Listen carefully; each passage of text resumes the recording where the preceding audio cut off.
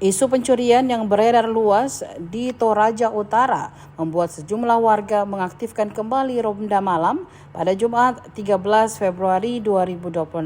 Salah satunya yakni warga di Lembang Desa Paku, Kecamatan Dende, Piongan Napo, Toraja Utara, Sulawesi Selatan. Jadi diperkirakan 4 km dari lokasi dugaan pencurian terjadi. Langkah ini dilakukan sebagai bentuk kewaspadaan dan upaya untuk menjaga keamanan di Lembang.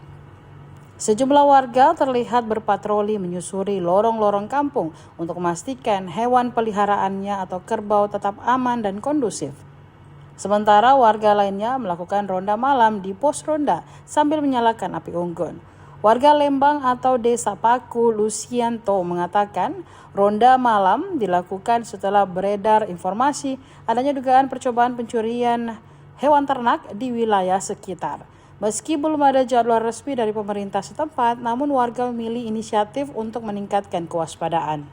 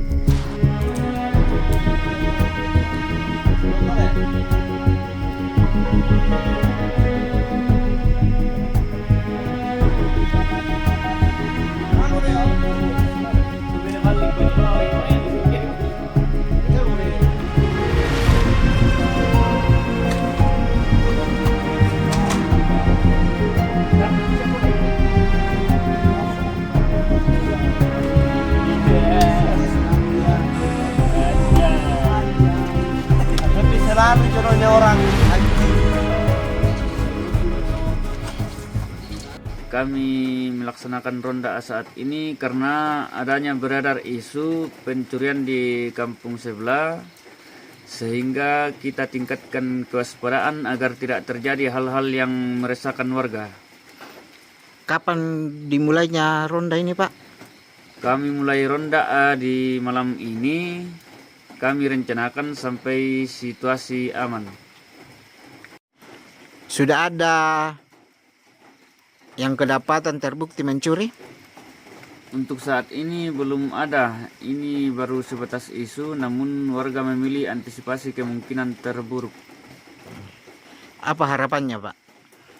Semoga situasi tetap aman, tidak terjadi pencurian. Kebersamaan warga juga semakin terjaga.